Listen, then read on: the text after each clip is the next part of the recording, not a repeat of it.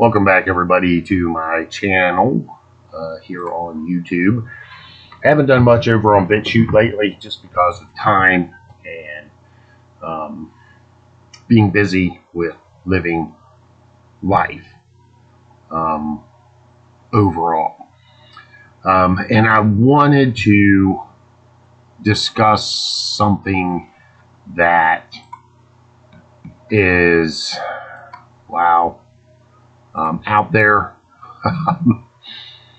and happening to us day in and day out. And simple, I guess, terms as far as I can make them, it's called the Hegelian Dialectic. Let me blow this up a little bit for us so that we can see it a little bit more clearly. To be open and blunt, I am a amateur. Here comes my cat to join the video. I'm an amateur philosopher. I've read Plato, I've read Socrates, I've read Hegel, Kant, and found them to be lacking in many, many areas, especially when you take the ultimate source of truth, the Bible, and compare their theories against what God himself says about us. You can think of these philosophers as basically doctors of the soul who are trying to operate on us without knowing the root cause. And you see that again and again and again. And this Hegelian dialectic is just one area that they do that. And so this is something I pulled off the internet because why remake something that's already been made?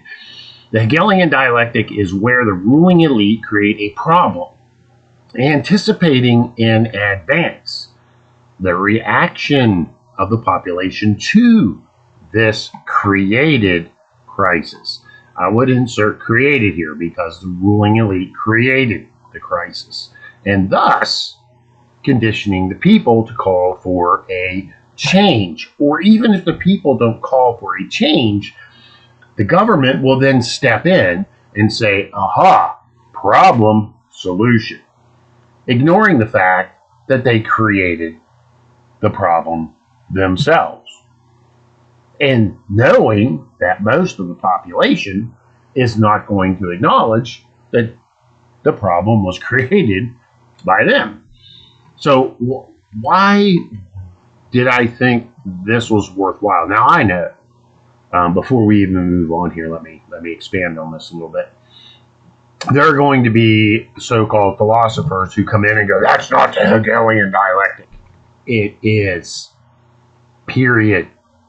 Hegel describes it in his writings, whether it's a willful act by the ruling elite or whether it is an act by someone else. They create the problem and then offer the solution. As you can see down here at the bottom of the screen, I need to move this a little bit. Let me shrink it. You can see it at the bottom of the screen. Problem, reaction, solution. That's what you're seeing today in multiple areas.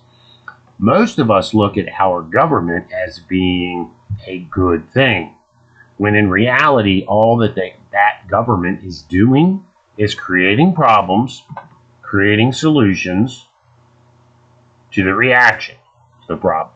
Case in point, local news.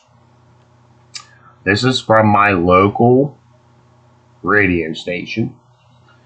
Congressman David Trome recently helped to secure funding for 2 crisis stabilization centers in the state, and now plans to work toward seeing 2 other such facilities open in the far western end of the state, which is where I live. The centers provide a way to divert people who are in the midst of a crisis. Where do we see that word before? In the midst of a crisis or under the influence of a substance, away from hospital emergency departments and provide another access point to the counties, community-based behavioral health crisis system. So in other words, we have a problem, drug addiction. The government, who refuses to secure the southern border, who refuses to institute proper penalties, biblical penalties, against drug dealers whose drugs are causing people to die, which is murder, which should be a capital offense. So now the government, who has allowed these drugs to just flow freely over our border, provides a solution for us. David Trone's a Democrat. He refuses to close our southern border, which is where the fentanyl comes from. With simple logic, A is always A. Where does the fentanyl come from? Mexico. How's it get into our country? Southern border. What would we do? Close the southern border. But oh no, we can't do that. We can't do that. Instead, we'll set up crisis centers spread across our state to help those who are addicted to the drugs that are coming from the southern border that the same government who provides this refuses to close. Do you see the insanity here? Do you understand the Hegelian dialectic? That's what's happening here. Period. The government refuses to deal with the problem. I won't even get into the reasons for that. They just refuse to close the southern border. But we'll send $800 million to the Ukraine. But we can't close our own border, which is allowing this drug to come into our country, not just this drug, but every drug, into our country, and then we'll create a solution. Why? Because people's families are dying. Loved ones are dying left and right because of overdoses, because of fentanyl. But rather than stopping and saying, well, wait a minute, what's the source of this problem? It's an open border. Oh no, we won't do that. We'll look to the government that created the problem in the first place to give us the solution. That's the Hegelian dialectic. Plain and simple. Plain and simple. Let's go back and look at this as well. My local news. Pardon my hiccups. Having a bit of a digestive issue today. So, my local city here, Cumberland. Although enjoying a healthier fiscal picture than at any time in recent decades. I don't know, can I zoom this in? Yeah, there we go. Although enjoying a healthier fiscal picture at any time in recent decades, Cumberland City officials say there are no plans to reduce tax rates. So let me get this straight. Let me take a step back here. On what does government exist? Taxes. That's their only source of income. They don't produce things. They don't create wealth. Other than if you go to the federal level where they can fire up the printing presses and just print off money, which causes inflation and other issues. It then bleeds down to what we're seeing here. So our city government say, hey, we're very healthy. We've got a great tax base. In fact, they even say they have a $2.3 million budget surplus. This is not only true of our city government, but of our local county government.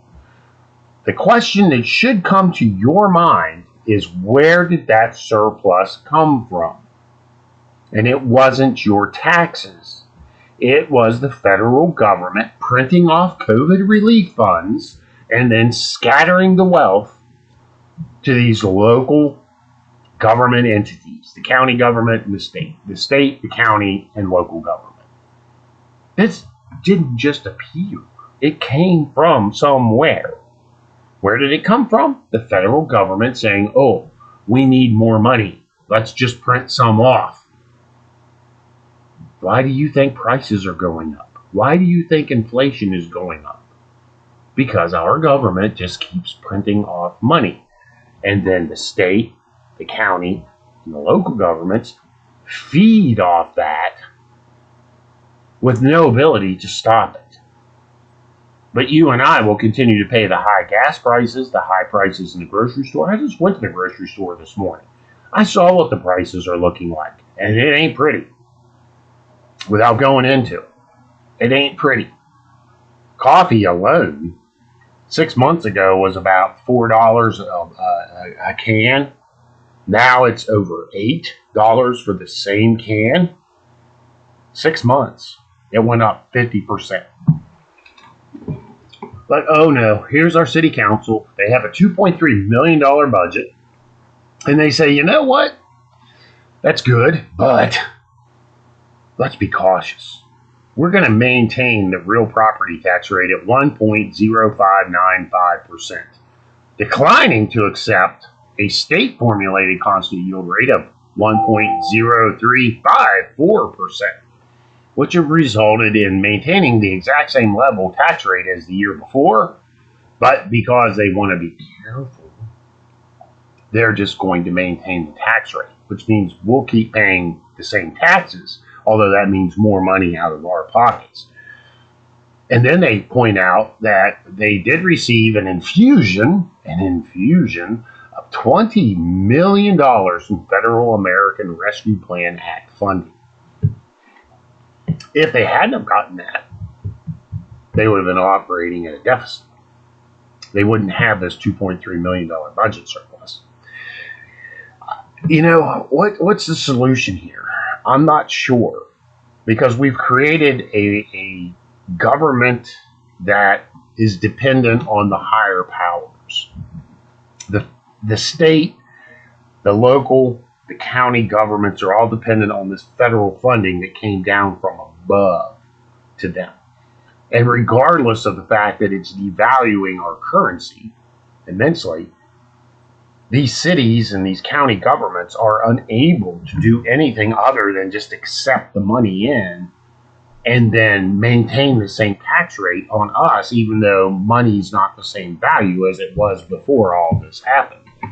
It's again, this is the Hegelian dialectic. They created a problem, and I won't name the problem because it'll get me kicked off of YouTube. They created a problem, then they created the solution. And that solution is now what is weighing us down. Fiscal policy matters. The Bible talks about dishonest currency and unjust weights. And that's exactly what we have here. Our government has created an unjust monetary policy, and they have created unjust weights and measures. And they're using that to create and further the Hegelian dialectic of crisis, response. But you know what? Most of us have no idea even what's happening. We just accept this at face value. We don't even stop and think about it. And that's part of our problem. We need to wake up and repent of this and start holding these government authorities accountable. That's just the city. Let me jump back to the news. I heard it on radio today. Let me see if it's in here anywhere. Yeah, here it is. The county commissioners, my county, have agreed to table authorization of $850,000 in state funds, excuse me again, for round 2 of the emergency rental assistance program. So what happened? The government shut everything down.